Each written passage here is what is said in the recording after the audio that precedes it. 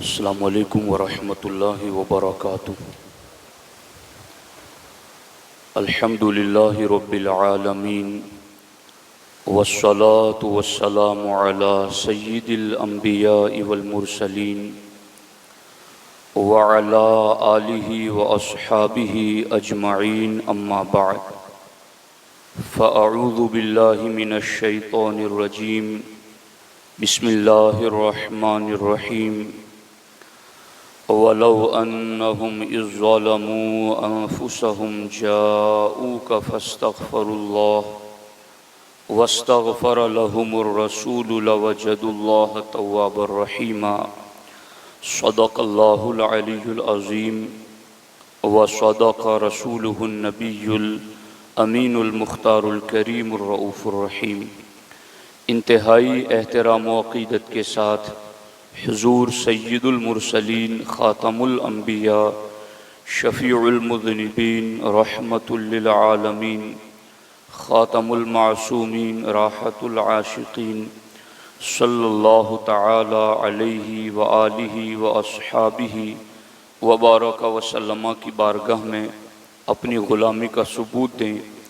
اور جس طریقے سے میں پڑھا ہوں میرے ساتھ مل کر حضور دل کے ساتھ نذران محبت پیش کریں۔ الصلاۃ والسلام علیک یا رسول اللہ، الصلاۃ والسلام علیک یا حبیب اللہ، الصلاۃ والسلام علیک یا نبی اللہ، وعلى آلك وأصحابك يا نور الله، صلی اللہ تعالی علیہ وسلم۔ حاجیو آؤ شہنشاہ کا روزہ دیکھو، حاجیو آؤ شہنشاہ کا روزہ دیکھو، کعبہ تو دیکھ چکے کعبے کا کعبہ دیکھو، مثل پروانہ پھرا کرتے تھے جس شمع کے گرد، اپنی اس شمع کو پروانہ وہاں کا دیکھو، دھو چکا ظلمت دل بوسہ سنگ اسود، دھو چکا ظلمت دل بوسہ سنگ اسود، خاک بوسی مدینہ کا بھی رتبہ دیکھو، دھو چکا ظلمت دل بوسہ سنگ اسود۔ سنگ اسود کا بوسہ دیا تو دل کا اندھیرا چھٹ گیا۔ فرماتے یہ تو دیکھا آپ نے، لیکن اب آؤ خاک بوسی مدینہ کا بھی رتبہ دیکھو۔ امام فرماتے ہیں غور سے سن تو رضا کعبے سے آتی ہے صدا، غور سے سن تو رضا کعبے سے آتی ہے صدا، میری آنکھوں سے میرے پیارے کا روضہ دیکھو۔ دوستان محترم، حج کے قافلے پوری دنیا سے حرمین شریفین کی طرف رواں دواں ہیں، خوش نصیب اور سعادت مند ہیں جنہیں خانہ کعبہ اور در رسول علیہ السلام کی حاضری میسر آ رہی ہیں۔ ہم اگرچہ وہاں اپنے جسمانی وجود کے ساتھ نہیں پہنچ سکے، مگر ان گلیوں کا ذکر کرنے سے بھی بندے کی روح اور اس کا ایمان اس سرزمین پر پہنچ جاتا ہے۔ اللہ رب العزت نے قرآن مجید میں بخشش اور مغفرت کے کئی طریقے ذکر فرمائے ہیں کہ تم یہ کرو گے تو بخشش ہو جائے گی، تم یہ عمل کرو گے تو تمہاری مغفرت ہو جائے گی۔ اللہ تبارک و تعالی نے اپنے بندوں کو جو بخشش کے طریقے اور ذریعے عطا فرمائے ہیں، ان میں سے ایک بڑا ذریعہ دربار رسالت کی حاضری بھی ہے۔ اللہ تبارک و تعالی نے قرآن مجید میں ارشاد فرمایا وَلَوْ أَنَّهُمْ إِذْ ظَلَمُوا أَنفُسَهُمْ جَاءُوكَ اور اے محبوب اگر وہ اپنی جانوں پر ظلم کریں، جاؤ کا تو اے محبوب تمہارے حضور حاضر ہوں، یعنی تمہاری بارگاہ میں آ جائیں، فاستغفر اللہ، اور پھر اللہ سے معافی طلب کریں، واستغفر لہم الرسول، اور رسول ان کی شفاعت فرمائیں، لوجدوا اللہ توابا رحیما، تو ضرور اللہ کو بہت توبہ قبول کرنے والا مہربان پائیں۔ دوستان محترم، اس آیت مبارکہ میں اللہ جل مجدہ الکریم نے گناہوں کی بخشش اور مغفرت کے لیے 3 شرطوں کا ذکر فرمایا ہے کہ اگر وہ 3 کام بندہ مومن کر لیتا ہے تو پھر اس کو بخشش ملے گی، گناہوں کی مغفرت مل جائے گی۔ وہ 3 شرطیں کون سی ہیں؟ پہلی شرط ہے جاؤ کا، محبوب وہ آپ کی بارگاہ میں حاضر ہو جائیں۔ دوسری شرط اللہ رب العزت نے ذکر فرمائی فاستغفر اللہ، اور وہ آپ کی بارگاہ میں حاضر ہو کر اللہ سے معافی طلب کرے۔ واستغفر لہم الرسول، اور تیسری شرط یہ کہ رسول بھی ان کے لیے مغفرت کی دعا کر دیں۔ اگر یہ 3 شرطیں پالی جائے گی تو پھر کیا ہوگا؟ لوجدوا اللہ توابا رحیما، پھر اللہ کو بہت زیادہ توبہ قبول کرنے والا اور مہربان پائے گا۔ تو دوستان محترم، اگر ہمارا وجود پورا گناہوں میں لتھڑا ہوا ہے اور سال ہا سال سے ہم گناہ کرتے چلے آئے، اللہ کی نافرمانیاں کی، اور ہم چاہتے ہیں کہ بخش دیے جائیں، گناہوں کی مغفرت ہو جائیں، تو اس بندے کے لیے کتنی بڑی خوشخبری اس آیت میں موجود ہے کہ پوری زندگی کے گناہوں کی معافی کے لیے رب نے فرمایا محبوب کی بارگاہ میں آ کر معافی مانگے اور محبوب اس کی مغفرت کی دعا کر دیں تو ہم اس کی زندگی بھر کے گناہوں کو معاف کر دیں گے۔ اگر کسی بندے کے ذہن میں یہ تصور موجود ہے، دیکھو باتیں سنتے تو بہت ہو مگر اس کو تصور میں لاؤ، اپنے دل و دماغ میں اس کو جگہ دو کہ اگر کسی بندے سے جرم ہوا ہو، کسی سرکاری معاملے میں کسی سے خطا ہوئی ہو، کسی پولیس محکمے سے، اور اسے کہا جائے کہ تم فلاں جگہ جا کر وہاں ایک درخواست دے دو تو تمہاری یہ خطا معاف کر دی جائے گی، اور کچھ خطائیں ایسی بھی ہوں گی جو کہا جائے گا کہ اب یہ تو یہاں معاف ہوگی نہیں، اس کی تو سزا ملے گی ہی ملے گی، مگر یہ دربار محمد ہے، یہاں اپنوں کا کیا کہنا، یہاں سے غیر بھی خالی ہاتھ جایا نہیں کرتے۔ یہاں تو معاملہ یہ ہے کہ مجرم بلائے آئے ہیں، جاؤ کا ہے گواہ، پھر رد ہو کب یہ شان کریموں کے در کی ہے۔ یہاں تو مجرموں کو بلایا جاتا ہے، آ جاؤ، جاؤ کا مجرم بلائے جاتے ہیں، آ جاؤ یہاں پر، اور کوئی کریم ہو اور وہ بلائیں تو پھر کریموں کی شان یہ نہیں ہوتی کہ وہ بلائیں اور پھر تمہیں نوازے نہیں۔ تو یہاں تو مجرموں کو جاؤ کا کے فرمان کے ذریعہ بلایا گیا ہے، تو پھر رد ہو کب یہ شان کریموں کے در کی ہیں، کریموں کے در پر پھر رد نہیں کیا جاتا۔ تو جب دنیا کے محکمات پر چھوٹی چھوٹی غلطی کرنے والا بندہ اگر چلا جائے اور اس کو کہا جائے فلاں جگہ چلے جاؤ، عرضی دے دو، سفارش کرا دو تو تمہاری بات مان لی جائے گی، یہاں تو اللہ فرماتا ہے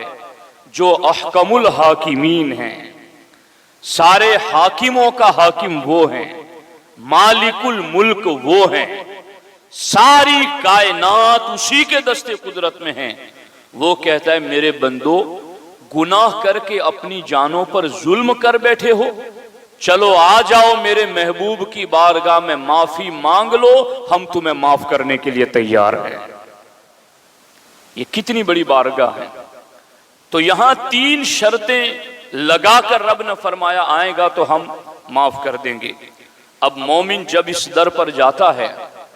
تو سرکار دو عالم صلی اللہ علیہ وسلم نے فرمایا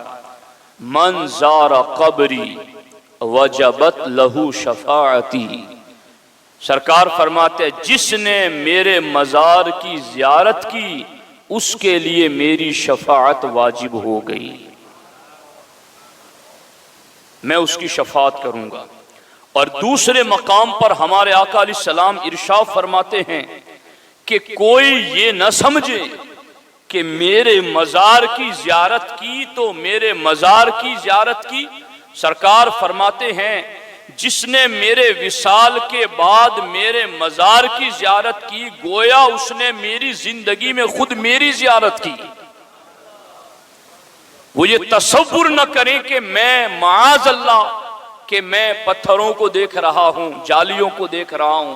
اور میں کہیں اور کھڑا ہوں۔ سرکار یہ بتا کر ہمیں گئے ہیں کہ میرے مزار کی زیارت کرنے والے تیرے لیے میری شفاعت واجب ہو گئی، اور یہ تصور نہ کرنا کہ میں یہاں آیا ہوں تو کوئی ہے نہیں۔ سرکار فرماتے یہ تصور رکھنا میری حیات میں، دنیاوی حیات ظاہری میں جو میرے قدموں میں بیٹھ کر میری بارگاہ کا فیض پاتے تھے، بعد وصال بھی آؤ گے تو یوں ہی سمجھنا کہ تم میری بارگاہ ہی کے اندر آئے ہوئے ہوں۔ اسی لیے ہمارے کئی علماء نے اس بات کو اپنی کتابوں میں لکھا کہ یہ نہ کہیں کہ میں مزار کی زیارت کے لیے گیا، یہ کہیں کہ میں حضور کی زیارت کے لیے گیا، میں سرکار کی بارگاہ میں گیا، میں حضور کے دربار میں گیا۔ یہ لفظ شاہ عبدالحق محدث دہلوی علیہ رحمہ نے لکھے کہ وہ اس تصور سے حضور علیہ السلام کی بارگاہ میں جائے۔ اب آپ دیکھیے یہاں پر میرے آقا علیہ السلام فرماتے ہیں من زارنی متعمدا کان فی جواری یوم القیامہ، سرکار فرماتے ہیں جس نے بالقصد اور بالارادہ، یعنی ایسا نہیں کہ بس جانا پڑے گا نہیں جائیں گے لوگ کیا کہیں گے یا اب آ گئے ہیں تو چلے جاتے، نہیں، من زارنی متعمدا کان جواری یوم القیامہ، جس نے بالقصد بالارادہ جان بوجھ کر میرے مزار کی زیارت کر لی، قیامت کے دن وہ میرے پڑوس میں کھڑا ہوگا، میرے ساتھ کھڑا ہوگا۔ اور سرکار نے یہ بھی ارشاد فرمایا من سکن المدینۃ وصبر علی بلائہا کنت لہ شہیدا وشفیعا یوم القیامہ، جس نے مدینے کے اندر سکونت اختیار کی، کچھ دن رہ گیا اور مدینے کے اندر اگر آزمائش آئی، بھوک کی، پیاس کی، گرمی کی، اور اس پر اس نے صبر کیا، سرکار فرماتے ہیں قیامت کے دن میں اس کی شفاعت بھی کروں گا اور اس کے ایمان کی گواہی بھی عطا کروں گا۔ غور کیجئے۔ اور چوتھی جگہ ہمارے آقا علیہ السلام نے فرمایا من جاءنی زائرا لا يعلم له حاجة الا زیارتی کان حقا علی ان اکون له شفیعا یوم القیامہ، سرکار فرماتے ہیں جو میرے روزے کی زیارت کے لیے آیا اور میرے روزے کی زیارت کے علاوہ اس کا اور کوئی مقصد نہیں تھا، سرکار فرماتے ہیں مجھ پر اس کا یہ حق ہو جاتا ہے کہ قیامت کے دن میں اس کی شفاعت کروں گا۔ غور کیجیے یہ کس قدر زیادہ پاکیزہ فرامین ہیں جن میں ہمارے آقا حضور سید المرسلین صلی اللہ علیہ وآلہ وسلم نے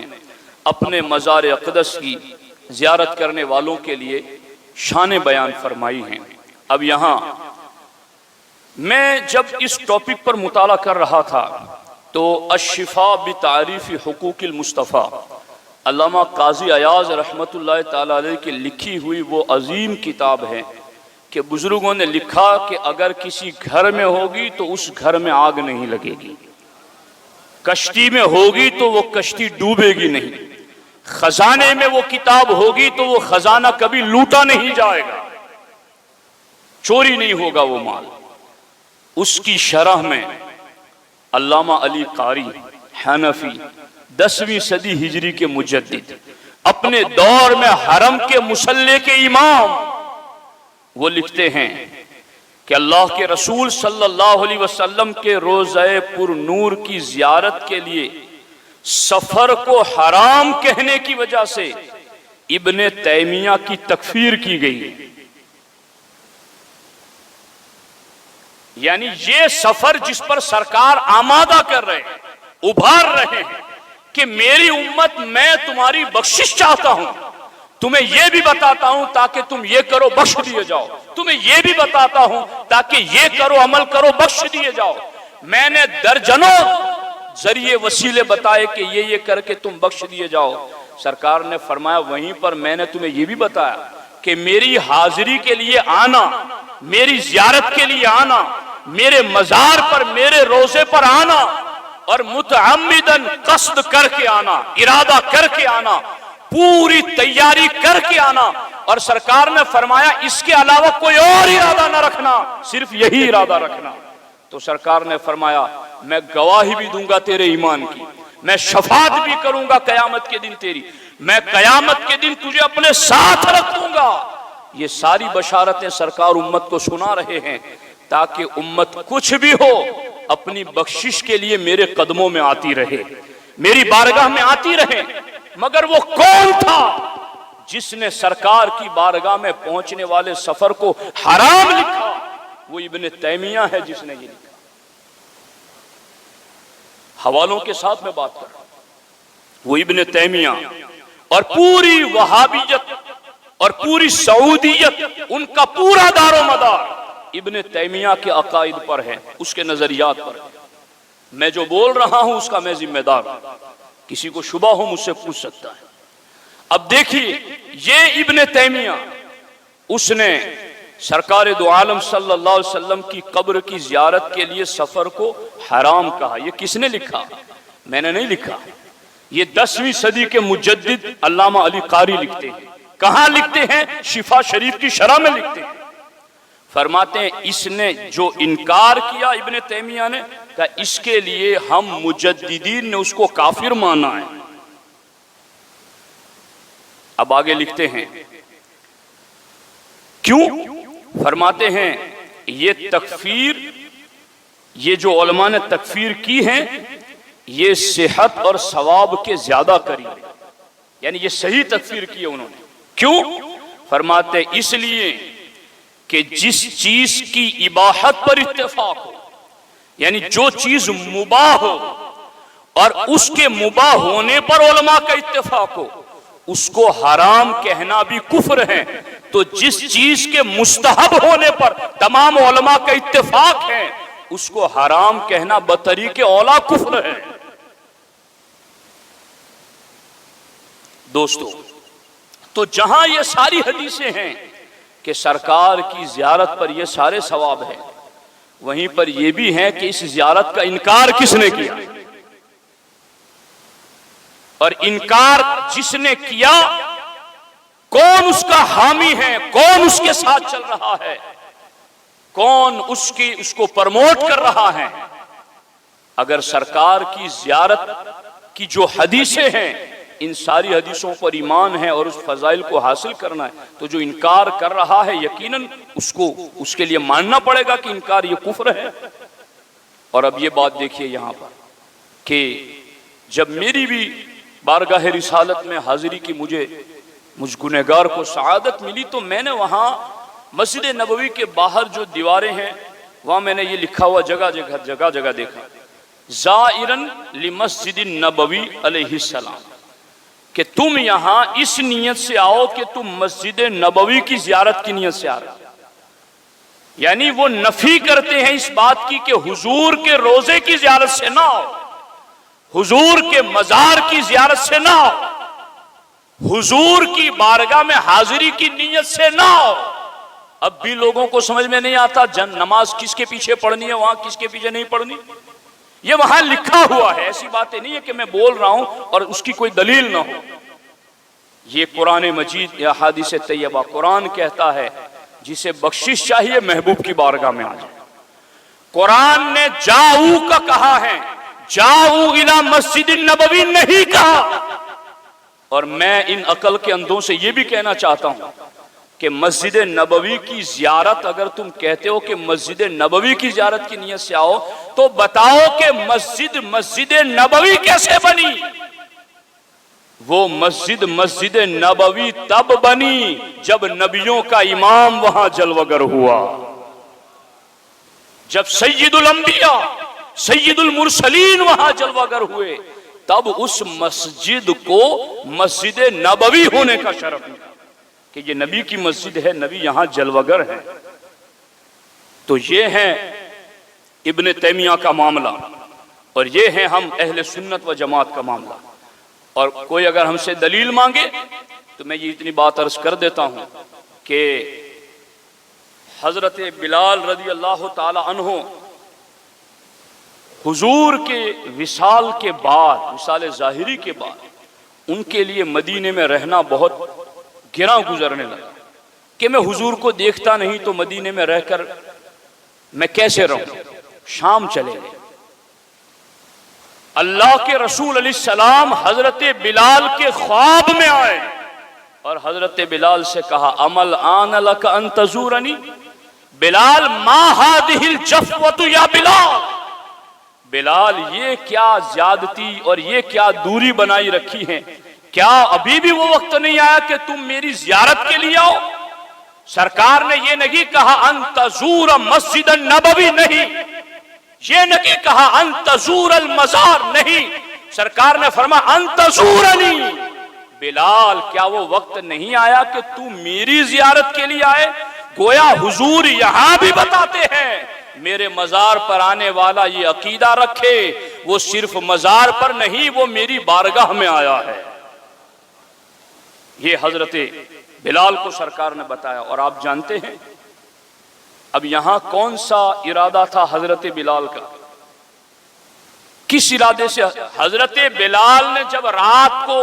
ہمارے آقا حضور علیہ التحیۃ والثناء کو خواب میں دیکھا، سرکار کا یہ خواب دیکھا، فوراً اٹھ گئے، صبح ہونے کا بھی انتظار نہیں کیا، راتوں رات سواری پر سوار ہوئے اور چل پڑے مسجد نبوی کی طرف، بالقصد چلے، بالارادہ چلے، پختگی نیت کے ساتھ چلے کہ میں سرکار کے بلاوے پر سرکار کے پاس جا رہا ہوں۔ اور دوستان محترم، میرے سامنے ابھی اس وقت وہ دلائل بھی موجود ہیں جن میں نے یہ بھی پڑھا کہ دربار رسالت تو دربار رسالت ہیں، سرکار دو عالم صلی اللہ علیہ وسلم کی پیدائش سے پہلے بھی حضرت موسیٰ علیہ السلام ہو یا حضرت سلیمان علیہ السلام ہو، جب ان کا گزر مدینے کی پاک سرزمین سے ہوتا تھا تو وہ بھی تورات میں اور آسمانی کتابوں میں لکھی ہوئی صفات کی بنیاد پر اس جنگل کو بھی پہچان لیتے تھے کہ یہاں آخری نبی جلوگر ہونے والے ہیں۔ یہ بھی کتابوں کے اندر موجود ہے۔ تفسیر خازن میں لکھا ہے حضرت سلیمان علیہ السلام کا مدینہ طیبہ کی سرزمین سے گزر ہوا تو آپ نے اپنے ساتھیوں سے کہا ہادی دار ہجرت نبی، یہ نبی آخر الزماں کی ہجرت کی جگہ ہے، اور طوبی لمن آمن بھی، خوشخبری ہے اس کے لیے جو ان پر ایمان لائے، وطوبی لمن تبعہ، اور خوشخبری ہے اس کے لیے جو ان کی اطاعت اور پیروی کرے۔ دوستان محترم،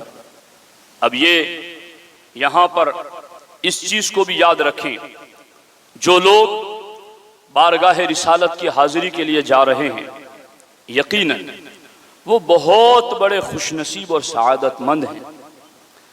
جو اس نیت کے ساتھ جائے کہ میں حضور کی بارگاہ میں جا رہا ہوں، میں بغیر کسی دنیاوی غرض کے محض حضور کی بارگاہ میں حضور کی کہ روزے پر حضور کی زیارت کے لیے جا رہا ہوں۔ بہت خوش نصیب ہیں۔ اور اس جانے والے کے لیے امام محمد ابن الحاج مکی رحمۃ اللہ تعالی علیہ نے مدخل میں لکھا، اور امام قسطلانی نے المواہب میں لکھا، اور دیگر ائمہ نے اپنی اپنی کتابوں میں لکھا کہ جو حضور کی سنہری جالیوں کے قریب جاتا ہے اس وقت اسے کیا تصور رکھنا چاہیے۔ فرماتے ہیں لا فرق بین موتہ و حیاتہ صلی اللہ علیہ وآلہ وسلم فی مشاہدتہ لامتہ و معرفتہ باحوالہم و نیاتہم و عزائمہم و خواطرہم وذالک عندہ جلی لا خفاء بہ۔ امام قسطلانی لکھتے ہیں، امام ابن الحاج مکی لکھتے ہیں، دیگر ائمہ لکھتے ہیں کہ حضور علیہ الصلوۃ والسلام جس طریقے سے اپنی حیات ظاہری میں اپنی امت کو دیکھتے تھے، حضور آج بھی اپنی امت کو ویسے ہی دیکھتے ہیں۔ اور فرماتے وَمَعْرِفَتِهِ بِأَحْوَالِهِمْ، اور حضور جس طرح سے اپنی حیات ظاہری میں اپنی امت کی حالتوں کو پہچانتے تھے، ان کی نیتوں کو وَنِيَّاتِهِمْ، ان کی نیتوں کو جانتے تھے، وَعَزَائِمِهِمْ، اور اپنی امت کے ارادوں کو جانتے تھے، وَخَوَاطِرِهِمْ، اور حضور جس طریقے سے حیات ظاہری میں اپنی امت کے دلوں کے راز کو جانتے تھے، حضور بعد وصال بھی اسی طریقے سے جانتے ہیں۔ ذالک عندہ جلی لا خفاء بہ، یہ سب کچھ حضور پر ظاہر ہے، حضور پر کوئی پوشیدگی نہیں۔ اور یہاں پر دوسرے مقام پر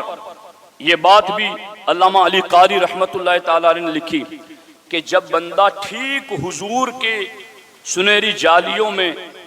جو حضور کی جگہ ہے جہاں سے زیارت ہوتی ہے وہاں کھڑا رہے تو وہ کیا تصور کرے۔ امام علی قاری فرماتے ہیں انہ صلی اللہ علیہ وسلم عالم بحضورک، اے حضور کے امتی تو بڑی خوش نصیبی والی جگہ پر آ گیا۔ اب یہاں کھڑا ہے تو یہ تصور رکھ عالم بحضورک کہ تیرے آقا تیری حاضری کو جانتے ہیں۔ اور فرماتے ہیں وقیامک، تو یہاں کھڑا ہے یہ تیرے نبی دیکھ رہے ہیں، وسلامک، تیرا سلام سن رہے ہیں، ای بل بجمیع افعالک و احوالک و ارتحالک و مقامک، صرف تیرا یہاں آنا ہی نہیں جانتے، صرف تیرا قیام اور سلام ہی نہیں جانتے، بلکہ تیری ہر حالت کو جانتے ہیں، تیرے تمام کاموں کو جانتے ہیں، وہ ارتحالی کا تو کب مدینہ چھوڑے گا تیرے آقا یہ بھی جانتے ہیں۔ مجھے یقین کے ساتھ بتا، جس کے دل میں یہ تصور ہوگا اس کے دل میں نبی کی بارگاہ میں حاضری کے لیے کیسا خشوع پیدا ہوگا، اور جس کا عقیدہ ہی یہ ہو معاذ اللہ، 100,000 بار معاذ اللہ کہ نبی مر کر مٹی میں مل گئے ہیں، تو پھر وہ آگے یہی لکھے گا کہ وہاں جانے کی کوئی ضرورت نہیں ہے، چونکہ انہوں نے عقیدہ ہی وہ بنایا ہوا ہے۔ اس لیے اہل سنت و جماعت جو جا رہے ہیں خوش نصیب ہیں، جائیں اس تصور اور اس نیت کے ساتھ جائیں تاکہ اس کی مزید برکتیں اور فضیلتیں حاصل ہو سکیں۔ اللہ کریم ہم سب کو عمل کی توفیق عطا فرمائے۔ السلام علیکم ورحمۃ اللہ۔